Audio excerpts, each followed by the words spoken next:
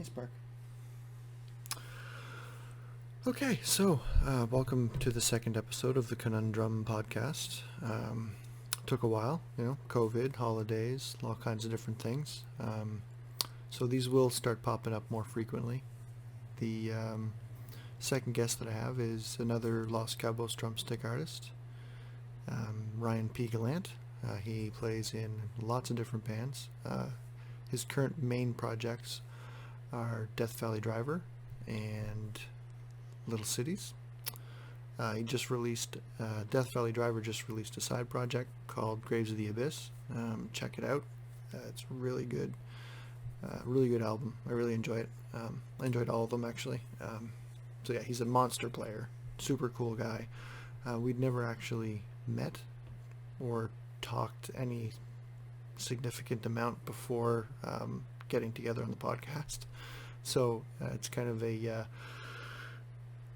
how'd you first meet online kind of thing, and you get to witness that. So that was a really good chat, though. Kind of feel like I've known the guy for years, outside of just messenger chat. So anyway, hope you enjoy the conversation. I'm going to link all the socials in the description, and hope you like, subscribe to the channel, and yeah, here's my chat with Ryan P Gallant.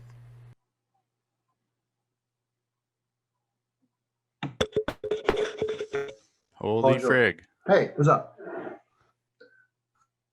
It works. Hey, we're online. Here we go. We're good. What's going on, man?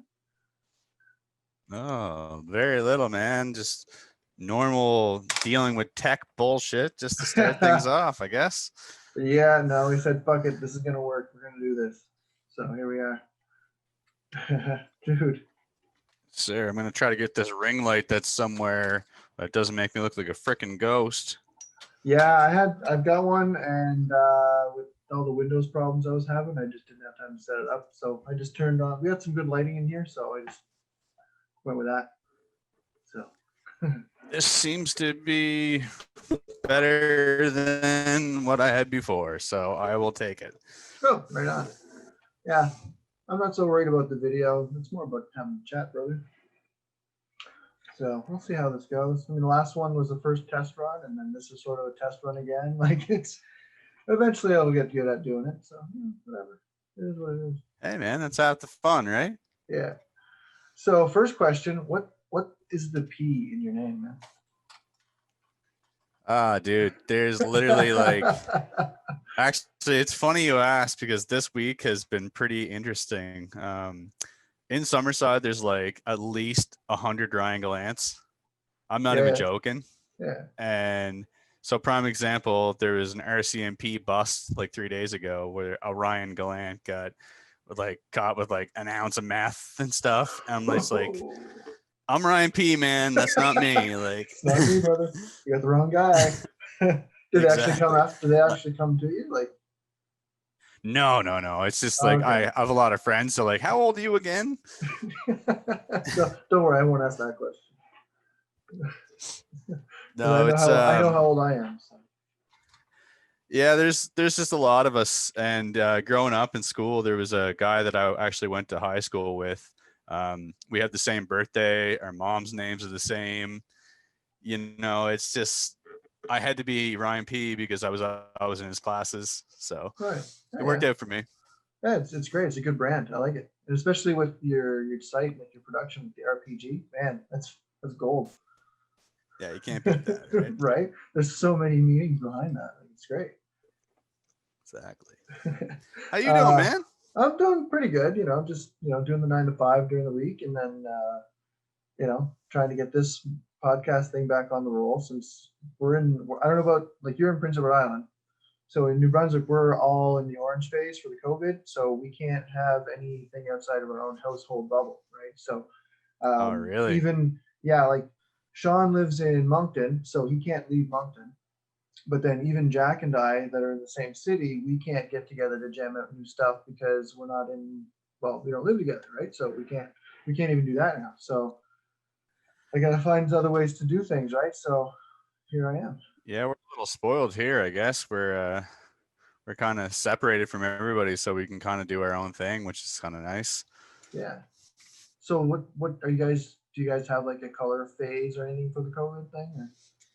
I don't think we've had to get to that point yet. It's just kind of like, a number of people you can have for a gathering, and just wear a mask everywhere else, and Bob's your uncle.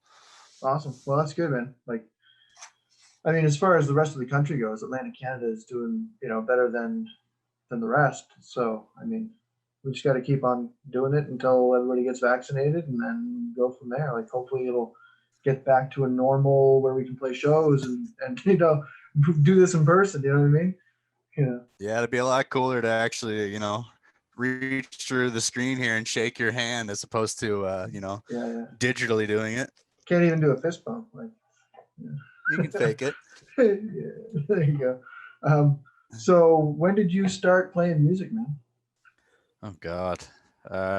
Actually, grade 6. I didn't want to go to gym class, so I went and tried out for band, and I never left. Yeah. So was it like marching band or did like just random stuff? It was like concert band. So they gave me a trumpet, actually, believe it or not. That was my first instrument, and they promptly took that away from me. Realized I couldn't play it, and just gave me a set of sticks and said, "Go beat something in the corner." So There you that's go. what I did. Right on. So with that, did you like take more of like a rudimentary background, or did you go right straight into like bands and listening and playing along? Well, I was actually pretty lucky. My instructor for band at the time, phenomenal drummer, and he really took me under his wing, kind of taught me. Like, I lived in the band room, man. I was in all the jazz quartets and all that kind of stuff. So he just kind of molded me into a drummer from grade 7 right up till grade 9, Yeah. and took a couple lessons with him and stuff like that, and nothing too over the top, but it was I learned a lot in those 3 years, to say the least. Yeah. What was his name? I might know him. Maybe Peter Gallant. Another Gallant. Go figure. Gallant. Yeah. Yeah. Okay. No. I was just curious because I don't like my cousin has lived on the island for many years. And I know he was doing private lessons and stuff. I didn't know if he went into schooling and stuff like that. Roland Bolia. Oh yeah. Yeah. So I know like Yeah. he's a multi. Yeah. He's all over the place. He really is. So all right, cool. How So did you he's your know? cousin? Yeah. First cousin. Okay, so that's weird, because I don't know what the connection is, but my great uncle is somehow related to Roland. Okay. Like, So I'm like, so they originally from New Brunswick? Like, do you have ties to New Brunswick other than that, or? yeah, that's my uncle lived over there. I got my great uncle. He was an accordion player. Acadian, right? Anyway, yeah, So go figure, right? there you go. So from school, being in band room, I'm guessing you've had a bunch of buddies in there that you probably just started gravitating towards playing in a band with. Is that how your first band got started? Like, Actually, I used to just watch a buddy of mine. He wasn't in band or anything, but he lived right across the street from me. We were always best buds, and his older brother had a band, and I used to just go watch them all the time. And eventually, that band basically turned into my band, I guess. The drummer kind of left, and then the guitar player and bass player ended up kind of switching roles. And then my buddy Adam ended up being in the band as well. So that was how I started my first band. And I don't think I've stopped. I'm sure you've seen that post I made the other day about how many friggin' bands I've been in over the years. that's been an ludicrous. impressive list. Well, I mean, and so this is all in Prince Edward Island, right? Yeah, for the most part. Okay. So, I mean, being such a small place, a smaller community of musicians, you're going to be, I mean, especially as a drummer, I don't know what the drummer to other musician ratio is on the island, but it's not so, it's not so great everywhere else that I've seen. So as a drummer, you're kind of a hot commodity. So you're going to get picked up, especially a good drummer like yourself. So. Oh, thanks. But yeah, it's been crazy, man. Like there's always somebody who needs a drummer for a project or something like that. And I'm not really shy. I'll pretty much play any style of music, so it doesn't really bother me. My roots being in jazz and then eventually punk, and then Yeah. I've just kind of spread since then. So it's been fun. Well, I mean, my personal opinion, punk is probably the best genre of music just because it does cover so many other genres within itself. Like you listen to bands like Bad Religion and NoFX, all the way to like Minor Threat and then Fugazi, all the DC stuff, and then you go to like say California with Bad Religion and NoFX, and then everything in between, Black Flag and all that stuff. So I mean, they really cover it. Like there's hardcore, then there's California punk, there's ska punk, like there's so many different subgenres that all encompass punk. So, and now then the pop punk came out and like Blink 182. So it's just, to me, punk is like the best type of music. And that's just, I don't want to go too into that. I want to get your opinion on genres because you play in like 10 different genres. Like, so. Yeah, man. I'm always gonna come back to my punk rock roots. Very similar to you. Like, I've been listening to that stuff since I was, just a kid, man. Like I remember hearing my first NoFX record and thinking, yes, I finally found what I really love. I mean, we were all growing up in the same stuff. We listened to our Beatles and our Led Zeppelins, and everybody loves that stuff. Of course. But when you find a genre that you really love, it sticks with you, man. It does, yeah, and it comes through in whatever you do. It's exactly. I mean, I can go and play a country band, but when it's time to go for that 2-bar fill, I got to hold off a little bit because I want to go and do this. Right. But yeah, and then you start down getting a those little double, bit and you be all good. And then you're doing that straightforward shuffle, and all of a sudden you're doing the butt fuck kitty fuck that Smelly made. Yeah, that wouldn't go over too well in the country setting. No, right? So you start bringing that in, and then you lose your job. So. That's it, man. You got to play the gig, or else you're gonna get fired pretty quick, right? Yeah. So going back into the genres, like you were talking about, well, we were both talking about, I guess. So what players did you really like? I mean, Smelly is Smelly, right? From NoFX. Bonham's Bonham, but like what players really formed what you wanted to do? Like when you heard them, you're like, that's my voice. And then you take that and, form it into your own amalgamation of what you do. So who were the guys that you listened to that do that? Well, it's kind of a weird one. I mean, I liked a lot of that punk rock stuff. So obviously Travis Barker was a big thing, but I mean, everybody says Travis Barker, so whatever. But I mean, Trey Cool to me, like, that was one of the coolest things. And like just seeing, because I didn't even know anything about Green Day back in the day. I mean, obviously everybody heard them the first time in the 90s, and I seen them play and I was like, holy crap, man, that guy beats the shit out of these drums. Yeah.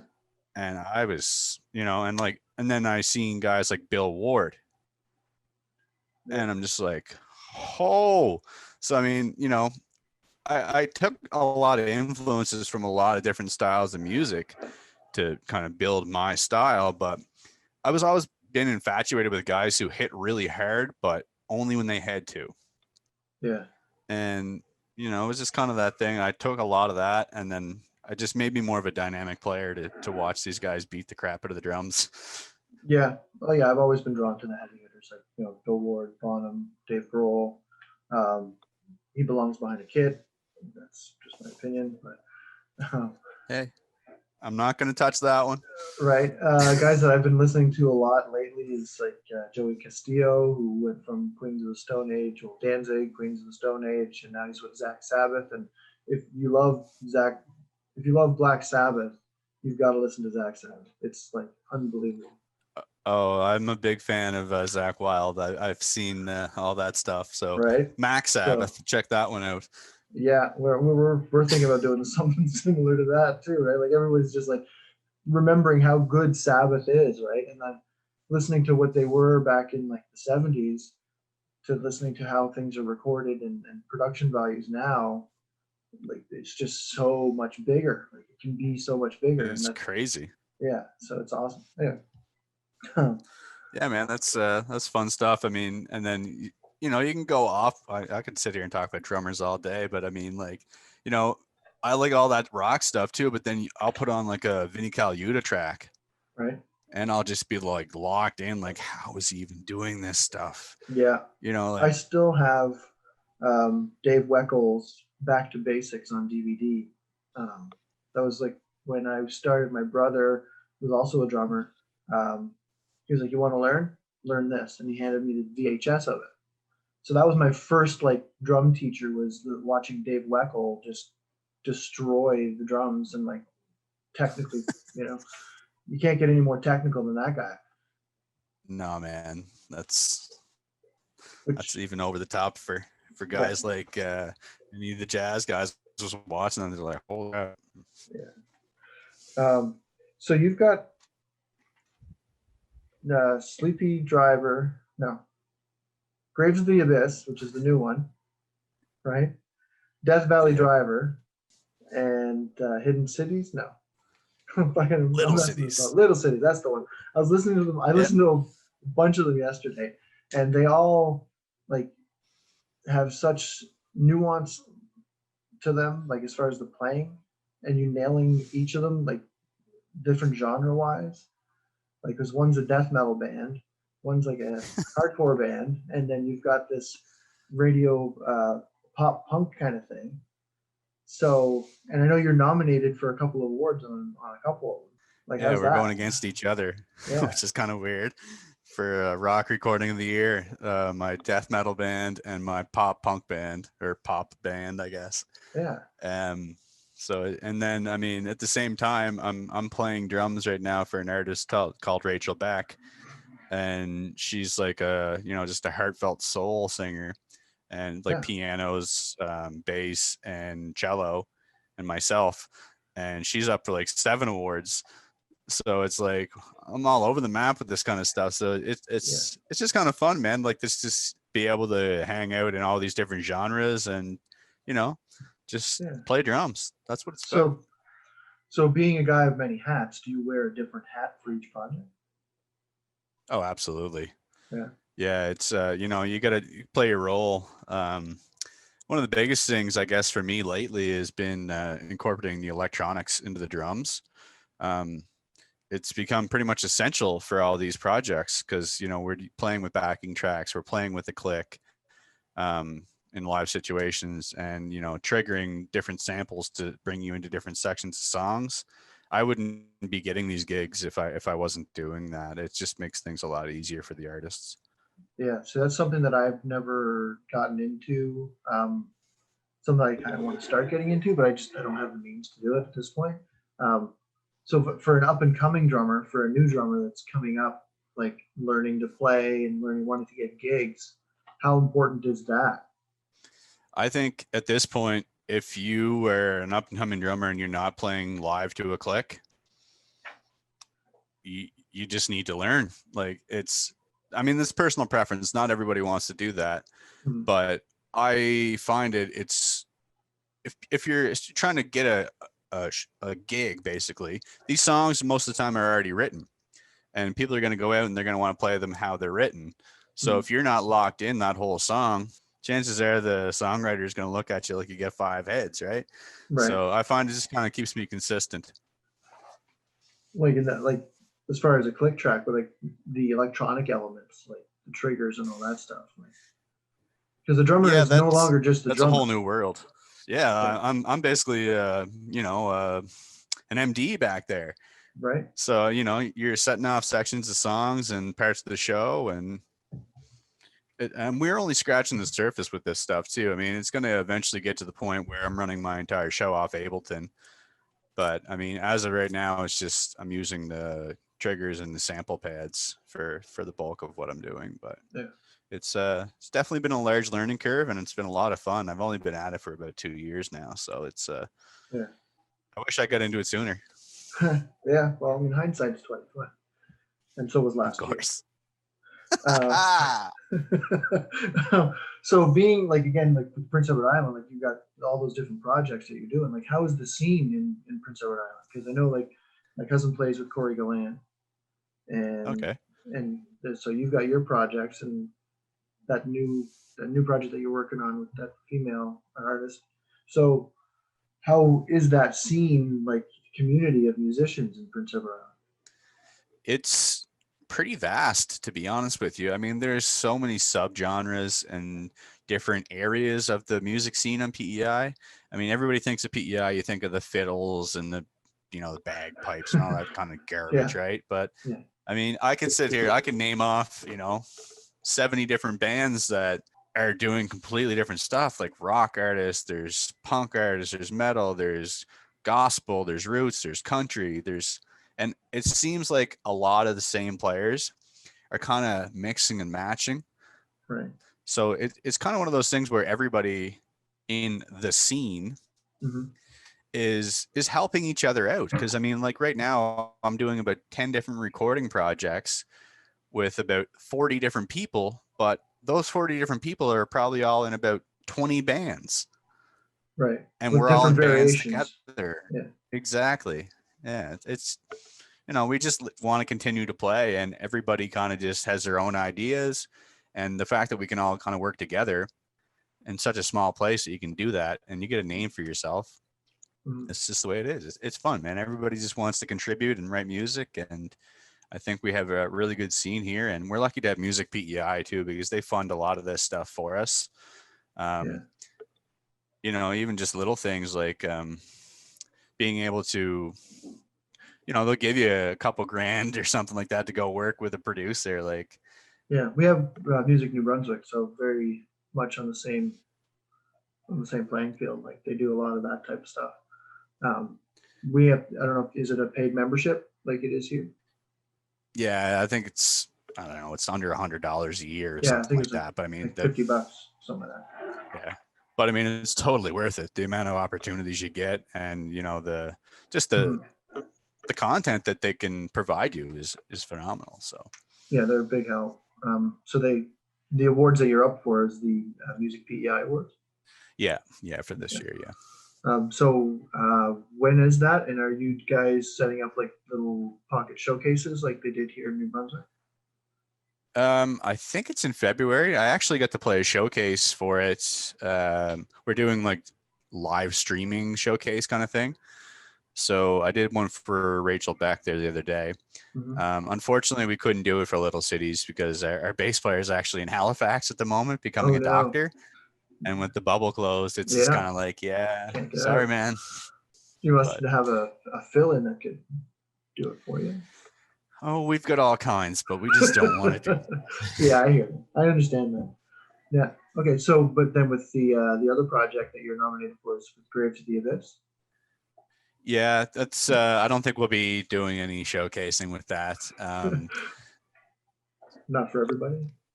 It's not really. It's kind of a very niche market, to say the least. Yeah. It was never really intended to be a live band anyway. It was more of a Okay. recording project for the three of us.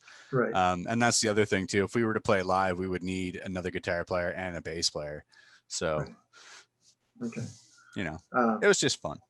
yeah. So with the production thing going on, the RPG, I noticed there was a post from a buddy of yours that's starting up a project, recording everything on his own, and he's enlisted your help, or you're helping him along with that project. Like, is it more of like a producer kind of a role? Is that another hat Yeah, that for you? this one. Yeah, I've been doing a lot of it lately. I've been doing a lot of recording with several artists on the island, just kind of getting my feet wet, I guess, in this whole scene. But I've always really enjoyed that process. Like every time we work with somebody who's recording us, or just the songwriting process, I've learned a lot over the years of just working with these great producers. And Andy is the guy you were talking about who's coming in to record. He's like my little brother, man. Another Mhm. monster drummer too, just for the record. The guy can Right on. wail. Nice. And but yeah, he's never wrote a song before. So, Okay. I've been down that road a couple thousand times, it feels like. So he just kind of asked me to kind of sit in and give him some pointers, and Yeah. it's Yeah. been fun so far. So yeah, I'm really Awesome. liking that whole whole idea of being the producing side of things. Right. So this could be another door, another avenue for you to kind of have as a stream. Yeah, exactly. I mean, I've been doing it for probably, 5 years now, but I've always just been doing it for myself. Right. Never really got the full band thing or anything like that. So I'm just learning a lot more these days. Luckily with COVID, sit around watching how-to videos and Yeah. Yeah, but still, like, you got to have the talent, you got to have the know-how. It sort of just comes out like, as a musician that has worn many hats, it's easy for you to adapt into other roles. You know what I mean? So it's just yeah, about with my learning. computer background doesn't hurt either. Yeah, like that's another thing that I've noticed. Like a lot of people put like, and myself included, I'll throw like my digital camera up and I'll just record with the room mic, and it sounds like crap or whatever, but it doesn't matter. But like when you put out a video, because you do some drum covers and you do some little stuff you throw up on Facebook or whatever, the production value is like it's up there. Different camera angles, the audio is great, the drums sound phenomenal. Like Thanks, man. so, yeah, I guess that's me just pumping your tires a little bit, but Hey, I'll take it. No, but yeah, It's been fun, man. I mean, that's just another thing. I've never really, I started off the same as everybody else. Just chuck up your camera from your phone and, get the audio from that. And then eventually it's like, hey, I've got 4 or 5 cameras in here. And like recently I just bought some really nice lights to come in here to kind of liven everything up a bit. And, it all comes in waves, I guess. You just one day I'm mixing just drums for something to do, and I figure I may as well have good audio with the videos Right. I'm putting up, and yeah. you just eventually get better cameras and stuff. Because like your YouTube channel, you can go all the way down. You can see the early videos where, like you said, it's just the camera phone and you're playing along some tracks, and then you follow the progression up until more recent videos where you've got cameras that you can totally see the journey there. And I also noticed there's a video on there, a couple videos, backstage with Metallica. Talk about that. God, I knew you were gonna ask me about that. Man, that was a trip. I'm just gonna go on record and saying that was one of the busiest and craziest summers we have ever had as a band. Death Valley Driver, I'm telling you, we must have played 150 shows that year. We had never been tighter, and we just literally feel like we played 2 times every friggin' one day is what it felt like. But we were lucky enough to win a Battle of the Bands on Prince Edward Island, and then go over to, I believe it was Halifax, to finish it up. But I mean, we ended up winning it and got to play with Metallica and Seether and Coheed and Cambria and Matt Mays, I think was the other one. That's an interesting mix. Matt Mays in that. Yeah, it was Matt Mays. I'm just looking up there at the poster, but Matt Mays. Yeah, that was like a total Canadian trip. rocker. Yeah. So you get to meet he's a all local guy. Yeah. So you get to meet all the guys in those bands, like get to break bread and hang out. We, in passing, we met a few of them. I mean, obviously there was no meeting Metallica. Those guys were on lock and key, fully expected right from the get-go. But I mean, like Claudio Sanchez, we got to have a good chat with him. And we actually sat down with the guys from Seether during the Coheed set, and we had a good chat with them, did a radio interview and stuff. So, nice. Really and truly, it was just being able to play on a stage that big with a production, man. Yeah. That feeling I will never forget. Whenever I hit my bass drum for the first time, and there was like 4 18-inch subs behind me. Yeah. Whoa. Yeah. Yeah, especially in the crowd too. Like you guys got the crowd going. Like even just before, like when you guys were, because in that video you guys walk out as the crowd's coming in and you're already amping them up. Like just must have been really cool. That was a trip, man. That was something I'll never forget. I can tell you that for sure. But it was that was a few years ago. I don't know. It was in 2011. So yeah, I mean, 10 years. Yeah, crazy to think that we're still playing. Yeah, well, I mean, like again, like when you're playing in a band with like your brothers and people that you come up with, it's hard to break those ties, especially because you end up developing this sort of chemistry that you don't have to worry about what the other guy's going to do next, because you already know what he's going to do and you're already anticipating and doing it along with them. And it's like a lot of people don't understand how important chemistry is and how it affects the bands that, that really get that break. Absolutely, man. I mean, it's a lot of people talk about being in a band is, being a family, and you can't not say that, because I mean, you see the best and the worst of these people, and you love them like brothers or sisters, man. And if you don't, well, then you're in it for the wrong reasons, right? Like, Yeah. none of us are gonna get rich and famous overnight doing this. So I mean, No. if you're not doing it for the love and the bond of playing music with your friends, what are you doing it Yeah. for? Exactly. Yeah. Like me and Jack, we came up when we were kids, like teenagers in grade 8 or 9 or whatever it was, 15, 14 years old, playing in a garage, my parents' garage, just making noise. Nobody liked what we were doing because it was punk, and it was like the early like hardcore punk, and then into like the Fat Record stuff. Like it was just a mess. Nobody knew what we were playing because being in a small town like Miramichi, you've got your AC/DC fans, you've got your John Prine fans, and your Johnny Cash fans, and that's about it. So Yeah. to actually find guys at my age that were my age that listened to the stuff I was listening to, and like showing each other different new band, like just kind of growing that, we just created our own scene. Like we didn't care. So I'm guessing that's probably something I can tell by your nodding and your smiling that you probably went through the same thing. Yeah, legit, man. Like, obviously my early bands were the same thing. You just make your music, and because you're just learning how to play your instrument, nobody's first band is going to be amazing. Let's just say No, that. you've got to suck And, for a while. yeah, if you don't suck for a while, well, then you're just not going to enjoy the ride. Yeah. Yeah. No, man, I So definitely feel you with that. Like, everybody kind of goes through that same process, and and I think that's kind of where all musicians kind of can talk the same language, is where we've all had to go through that learning phase where you just, it's just like, oh my God, I suck so bad at what I'm doing. And you still just feel got to that have way, that drive. you know. If you don't feel that way on a daily basis, you're not a musician. It's the self-deprecation. I think that's true with all artists, really. I mean, you ask somebody that like paints a picture, or draws something, or creates a sculpture, they're going to look at it and they're not going to be happy with it Of until course. ever. Like they're just never. There's always going to be something they could have done differently. I'm sure there's recordings and stuff that you've done that you listen back to and you're like, oh man, why did I do that? Like, why couldn't I have done that? Or why didn't I get that hit? Like, I missed that punch. And, just different things, right? Like that's just the journey of the Absolutely. musician. Yeah. So, And if you're not striving for better and bigger, well, then just stop doing it. yeah.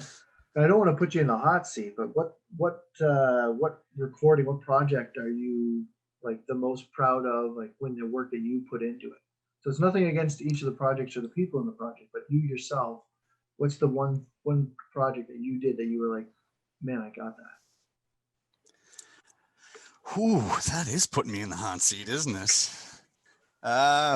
Honestly, man, I mean, just because it's probably one of the most recent things I've done. And I'm going to give a big shout out to my man, Colin Buchanan from the Paper Lions here.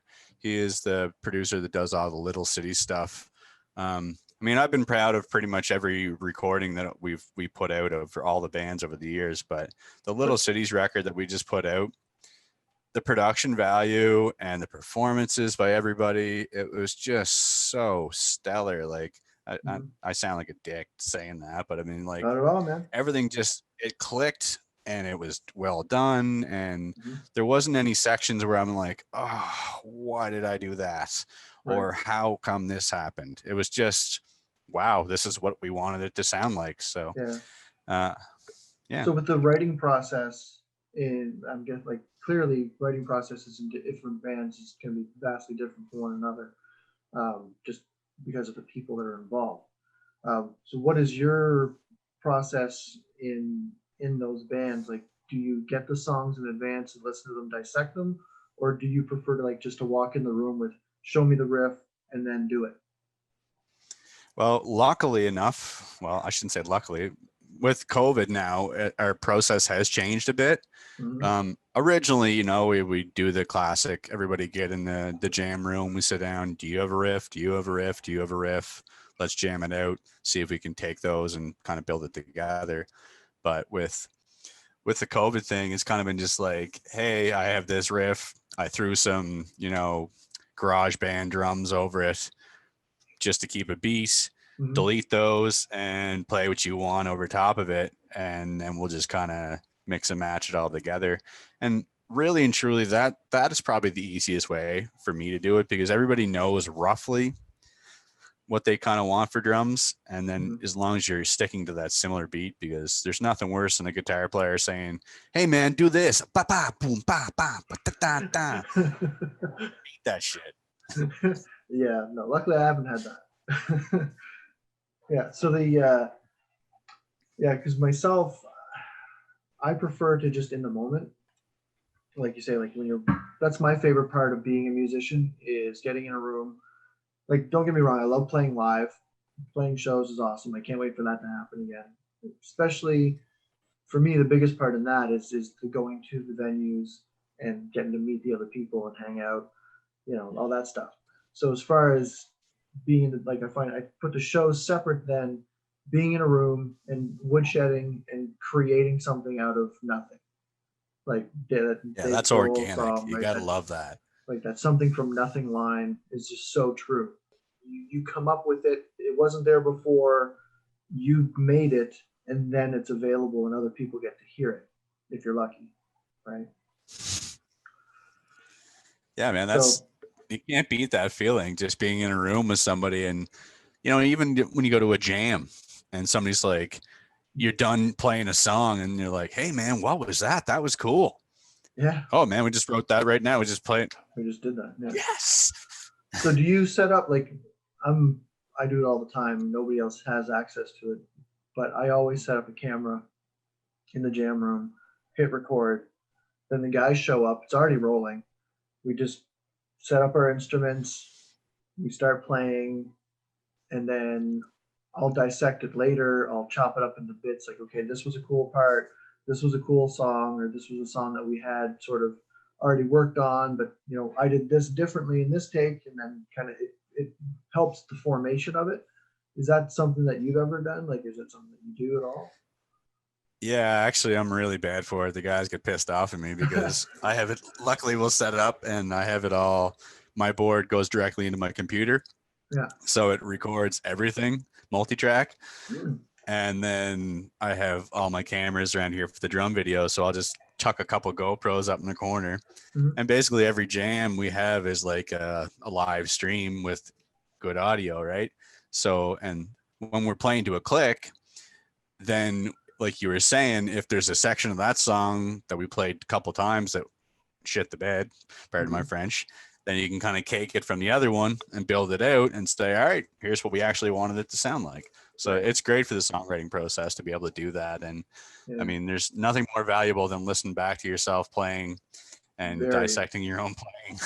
Very important. Something that I've always tried to do. I don't get enough practice time to like fix those mistakes. I'm very raw as a player, which whatever, that's part of who I am. Take it or leave it. Just also part of that whole punk rock, like whatever. It's fine. So that works. Yeah, right. Like this is just, that's the whole, to me, music, it's that human element. It's just breaking bread, I guess. Like like you said, you come from nothing. You put that together and there's nothing there, and then all of a sudden it's there. And if it's in the moment and it's real, it's raw, it's more powerful, and to me, it's more relatable to people. Like, our last record that we did, I think other than 2 songs, everything was the first take. Wow. We did a second take just in case, but it was always the first take.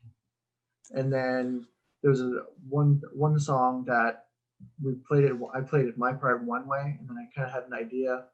We just sort of on the side, okay, let's try this. And I did like a halftime thing instead of doing a double thing.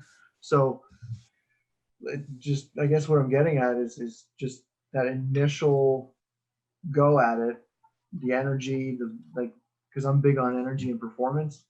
That to me is where I find I'm my best.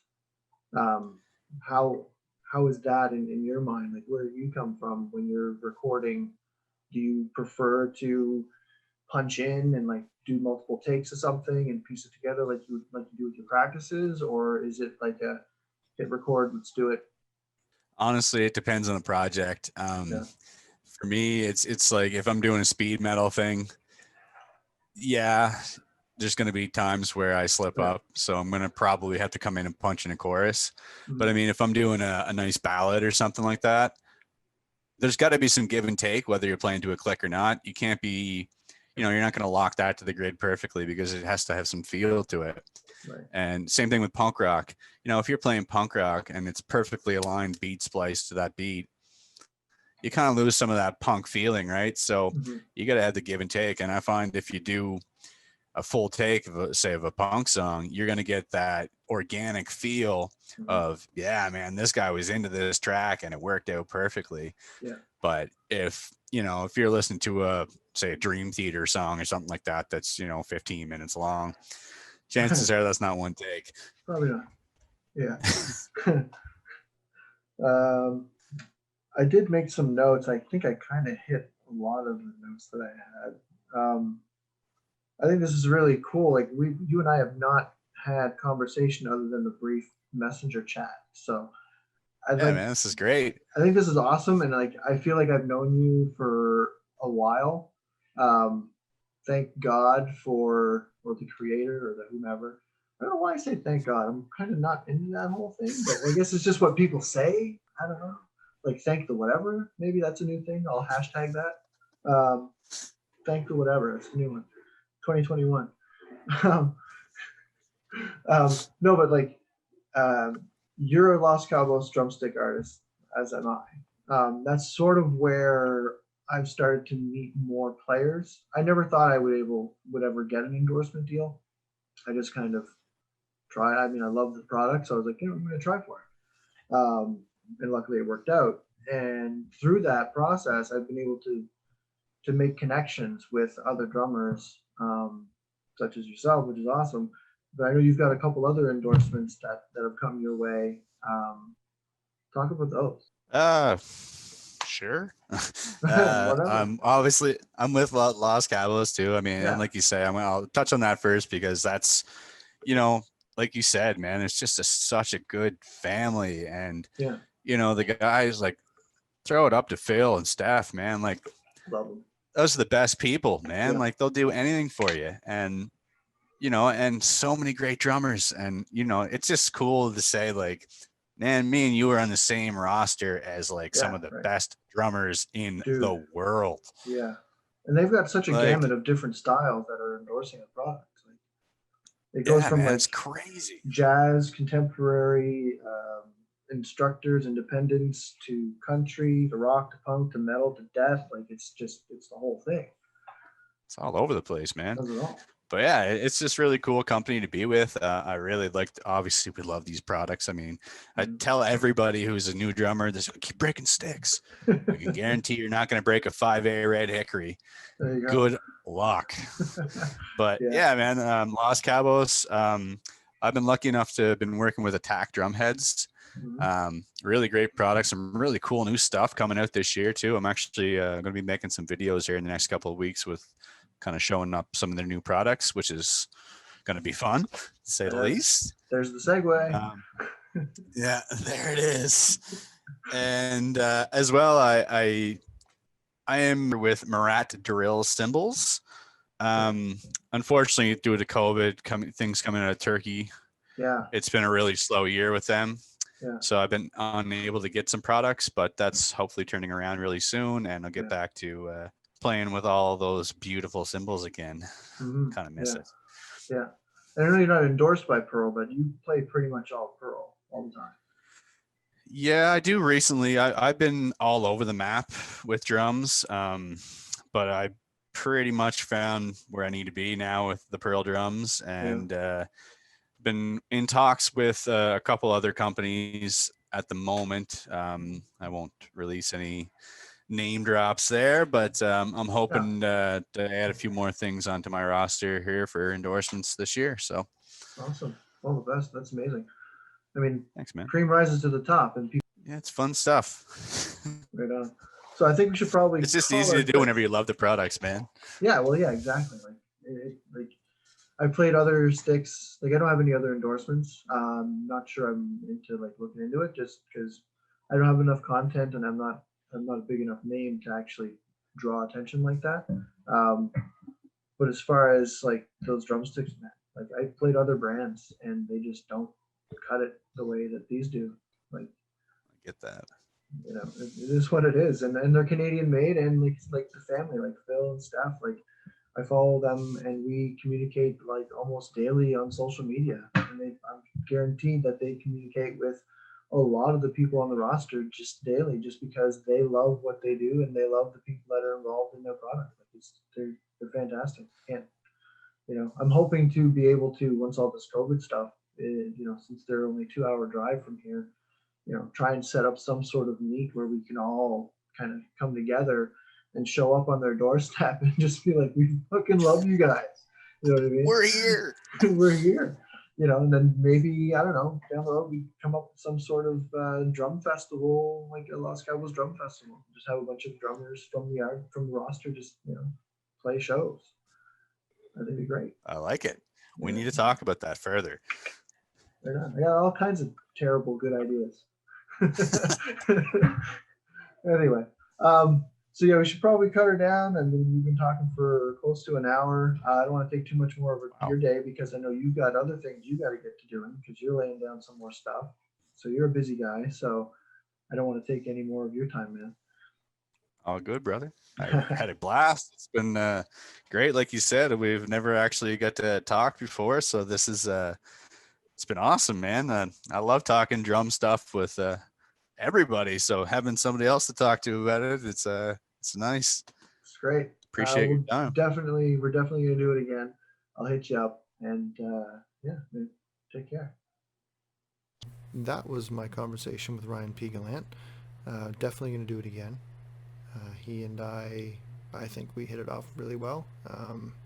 Like I said before, it feels like I've known him for a long time.